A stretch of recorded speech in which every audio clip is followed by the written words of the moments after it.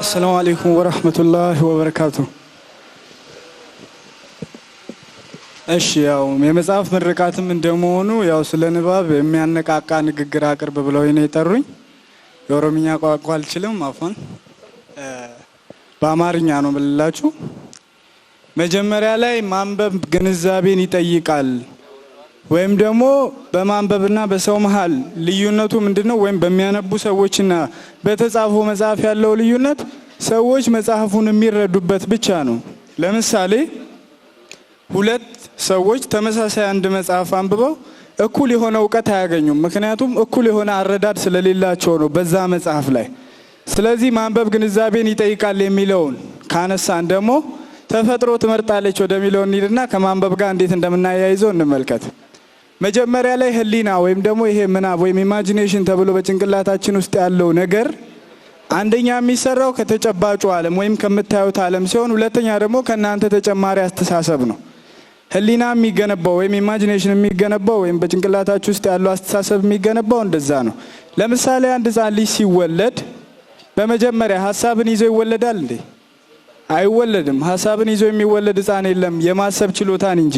እይታን ይዞ የሚወለድ ህፃን የለም፣ የማየትን ችሎታ። የሰማውን ይዞ የተወለደ የቀመሰውን ይዞ የተወለደ ሰው አታውቁም። የሚወለደው የመቅመስን ችሎታ፣ የመስማትን፣ የመንካትን፣ የመቅመስን ችሎታ ይዞ ነው የሚወለደው እንጂ ችሎታን እንጂ ሰዎች በባህሪያቸው ነገርን ይዞ አይወለዱም። ስለዚህ ሰዎች እንዴት ይማራሉ? በሙከራና በትምህርት ወይም በልምድ በሚባለው ነው ሰዎች ትምህርትን የሚያገኙት። ለምሳሌ ኤክስፒሪየንስ የሚባለውና ደግሞ ኤክስፐሪመንት የሚባለው የተለያየ ነገር ነው።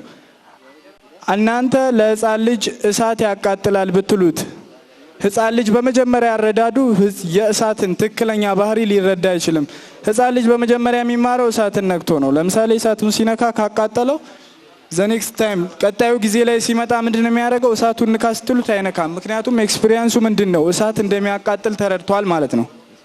ስለዚህ ሰዎች በመጀመሪያ ከልምድ ከመማራቸው በፊት ከሙከራቸው ይማራሉ። ሁሉንም ነገር በመጀመሪያ ሞክራችሁ ነው የእናታችሁን ጡት ሳይቀር ወላጆቻችሁን ሳይቀር የምትኖሩበትን አካባቢ ሳይቀር የምትተነፍሱትን አየር የምታስገቡትን አየር ሳይቀር ነው።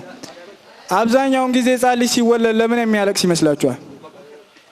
መጀመሪያ ላይ አየር ወይም ደግሞ ወደ ውስጡ እያስገባ ወደ ውጭ እያስወጣ የማይኖር ህፃን ልጅ ልክ ወደዚህ ዓለም ላይ ሲመጣ ለመተንፈስ ይቸገራል። ህፃንን የሚያስለቅሰው የመጀመሪያ የጤና ችግር ያ ነው። ምክንያቱም ያንን አየር የመለማመድ አቅም ስለሌለው የማስወጣት የማስገባት ልምድ ስለሌለው በመጀመሪያ ህፃን ልጅ ሲወለድ አብዛኛውን ጊዜ ያለቅሳል። ስለዚህ ያንን አየር እየተለማመደ ሲመጣ የእናቱን ጡት እየለመደ አካባቢውን እየለመደ ሲመጣ ህፃን ልጅ ምን መሆን ይጀምራል? ልማድን ማዳበር ይጀምራል ማለት ነው። አብዛኞቻችን እድሜያችን እየገፋ በመጣ ቁጥር የምናዳብረው ነገር ልምድ ይባላል። በሙከራ ያወቅናቸው ነገሮች ደግሞ ምን ይባላሉ? እነሱ ኤክስፐሪመንት ይባላሉ። ሰው በተፈጥሮ ከተፈጥሮ ጋር ግንኙነት ሊኖረው ይችላል፣ ወይም ደግሞ አንድ ሰው ከሚያየው ዓለም ጋር ተፈጥሯዊ ግንኙነት ሊኖረው ይችላል። እናንተ ግን ከልምዳችሁ ጋር በፍጹም ተፈጥሯዊ ግንኙነት የላችሁ። ለምሳሌ በእናንተና በስማችሁ መሃል ምንም አይነት ተፈጥሯዊ ግንኙነት የለም። ለምሳሌ እኔ ስም ቢኒያም ነው። ቢኒያም በሚለው ስምና በእኔ ተፈጥሮ መካከል ምንም አይነት ተፈጥሯዊ ግንኙነት የለም። ምክንያቱም ይሄ በተፈጥሮ በስምምነት ለሰው ልጅ የምንሰጠው ሀሳብ እንጂ ሰውየውን የሚያብራራ ወይም የሚገልጸው ነገር አይደለም። እናንተ በማህበረሰብ ውስጥ ስትኖሩ የማህበረሰቡ ልማድ አስቀድሞ የተፈጠረው ነገር ትምህርት ወይም ደግሞ ባህል ነው የምትከተሉት። ያን መከተል ማለት ልማድን መከተል ይባላል። ስለዚህ ሰዎች አብዛኛውን ጊዜ ተመሳሳይ የሚሆኑትና ተመሳሳይ ቀናትን የሚያሳልፉት ለምንድን ነው ካላችሁኝ የነበረውን ኤክስፒሪየንስ የነበረውን ዓለም የነበረውን ነገር ስለሚኖሩት ነው መልሰው።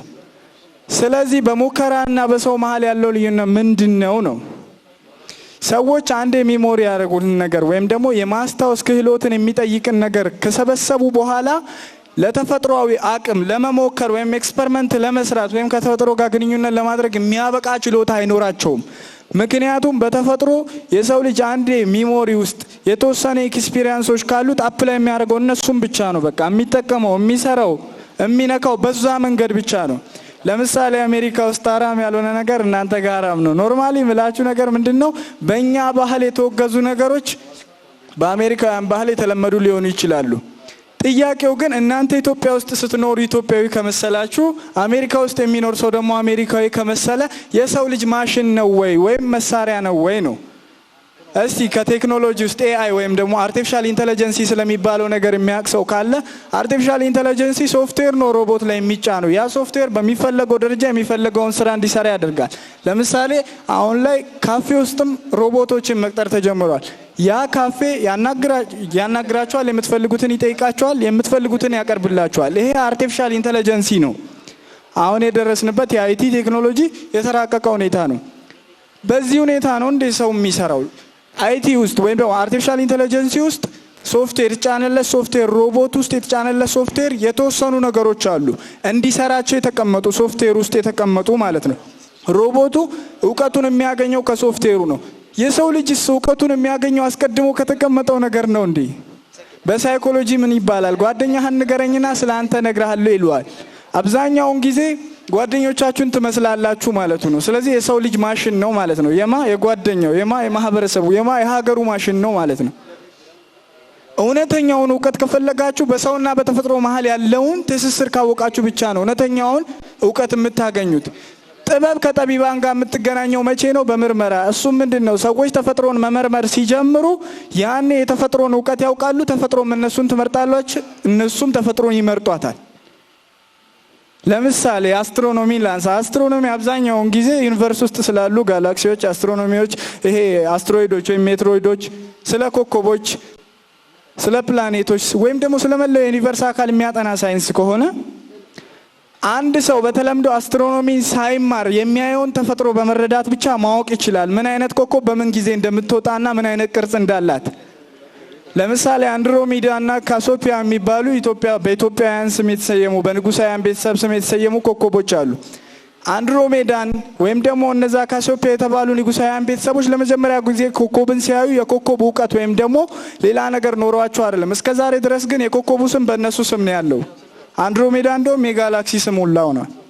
ልላችሁ የፈለኩት አፍሪካ ውስጥ የሚኖሩ ኖማዲክ ፒፕሎች ወይም ደግሞ እረኛ የሆኑ ህዝቦች የኮከብን ተፈጥሮ የመረዳትና የማስፈር አቅሙ ነበራቸው። እውቀትን ለማግኘት መማር ወይም ማንበብ አይደለም መሰረታዊ ነገር፣ መመርመር ወይም ሙከራ ነው የምላችሁ። ጥያቄው ግን ማንበብ እውቀትን አይሰጣችሁም ወይ ነው? ወይም ሰው እንዴት ነው ማሽን የሚሆነው ነው? ለምሳሌ መጽሐፎችን ታነባላችሁ። ማንበብ ጥሩ ነገር ነው። መርጦ ማንበብ ግን በጣም የተሻለው ነገር ነው። የፍልስፍና መጽሐፍን የሚያነቡ ሰዎች አብዛኛውን ጊዜ ዝግና ቁልፍ የሚሆኑት ለምን ይመስላችኋል? ምክንያቱም የዛን የጸሐፊ አስተሳሰብ ወይም አይዲዮሎጂ ጭንቅላታቸው ውስጥ አፕላይ አድርገው የራሳቸውን ተፈጥሮ ስለሚደብቁ ነው። ሰዎች እናንተን ሲያስተምሯችሁ እናንተን የሰዎችን እውቀት ብቻ ይዛችሁ የምትንቀሳቀሱ ከሆነ የምርም ማሽን ናችሁ። ሀገር የሆነ ሲስተም ስትሰጣችሁ ያን ሲስተም ዝም ብሎ ያለ መጠየቅ የሚከታተል ሰው ያን ሲስተም የሚከተል ዝም ብሎ እንደ ማሽን የሚሄድ ሰው መሳሪያ ካልሆነ ምን ሊሆን ይችላል? ልክ እንደነገርኳችሁ የሮቦት ሶፍትዌር ነው የሚሆነው። አሁን ልላችሁ የፈለኩት እናንተ ኢትዮጵያዊ ስትሆኑ የኢትዮጵያን ባህል፣ አሜሪካዊ ስትሆኑ የአሜሪካውያን ባህል ወይም ደግሞ አፍጋናዊ ስትሆኑ የአፍጋኒን ባህል መያዝ ከሆነ ልምዳችሁ እናንተ ማሽን ነው የምትሆኑት እንጂ ሰው አትሆኑም። ሰው ከሆናችሁ ወይም ደግሞ ትክክለኛ ነገር ከሆነ ያላችሁ የማንበብ ልምድ ካላችሁ ያነበባችሁትን ነገር በተወሰነ መልኩ ለምትፈልጉት አቅጣጫ ተጠቀሙበታላችሁ እንጂ ያነበባችሁት ነገር ኮምፕሊትሊ እናንተን ቀይሯችሁ ወደ እብደት ሊመራችሁ ወይም ወደ ማሽንነት ሊቀይራችሁ አይገባም። ስለዚህ የሰው ልጅ ትልቁ እውቀት ምንድን ነው? ለምን ብሎ መጠየቅ ነው የሰው ልጅ ትልቁ እውቀት። የሰው ልጅ ለምን ብሎ በጠየቀ ቁጥር ብቻ ነው ጥበብ ከጠቢባም ጋር ሞካሪም ከሙከራ ጋር የሚገናኘው ማለት ነው። ስለዚህ ከኤክስፒሪየንስ ይልቅ ኤክስፐሪመንት፣ ከትምህርት ይልቅ ደግሞ ሙከራ የተሻለ ነው ብዬ እነግራችኋለሁ። ለምን የሚለውን ጥያቄ በህይወታችሁ ውስጥ አፕላይ አድርጉ። አመሰግናለሁ። ተክቢር፣ አላሁ አክበር፣ ተክቢር። ኦቦሌሳ ኬና ከአመስናፍ ኦበሄ ሀሰው ከና ኡስታዝ ዑመር አርሲ አሱማና ከቤተን ኡመን ኢሌን አሱማና ከቤተን nama waggaa kana dhalatee guddatee amma ergaa kana dabarsu ta'e Allahu akbar, Allahu akbar, Allahu akbar, Allahu akbar። ከዛ ተቀምጠን ድባቡን ስናነጻጽር በሌላ መንገድ እንደነሱ ሳይሆን هو الذي رجع في مدة واحدة وبعدما ولد فانتشر عنه هذا الإخبار أن زاري عمد تولدو زاري زي درسو بستي لمتهم دمو هي ملكت لما استلف يبقى لنا وندماችን ነው إن شاء الله ربي نمري سهاري رسول سلام ما فينا وان قدو دلقو ربي سهاتاي سوينا بنيام كينا جزاكم الله خير الله أكبر تكبير إيجا مايكي لفكيتي دمتا أبوليسكي يا سمان قلتين كافيرو أمرال